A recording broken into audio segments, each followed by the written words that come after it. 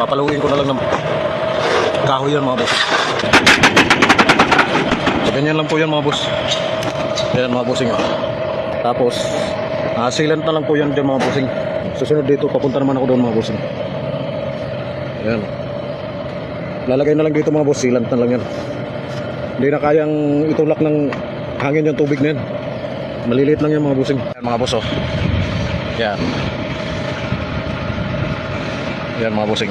Sealant na lang yan mga boss. Dito naman, papunta pa ako ron. Malaki pang kulang. Doon, kulang pa. Nandugtong. Ito yung ginawa namin ngayon sa plasing mga boss. Binuloktot namin kagad. Kasi yung isang ganito lang po ang meron dito eh. Hindi na siya abot dito sa pangalawa. So magkaroon siya ng awang mga boss. Katulad nung isang yun oh. Yung isang yun oh. Kinabit namin na hindi namin binaloktot to. So yun ang problema namin ngayon mga boss. Yun nakaawang. Hindi pa namin nabaloktot ng mga bossing. Kasi sinubukan namin ibaloktot. Mahirap. Yan. Ayan, yung dalawang yan, pinaluktot na namin, pangatlo to. So ito yung ano niya mga bossing. So dikit na dito mga boss oh.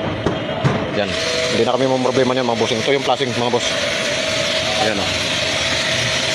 Ito yung corner. Kakabit na namin sa corner. Ayan mga bossing.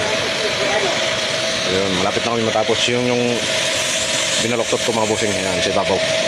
Susunod ko naman to dito. Pag natapos na kami maglagay ng plasing lahat. Tapos gutter yung panguli. So yan lang po mga bossing.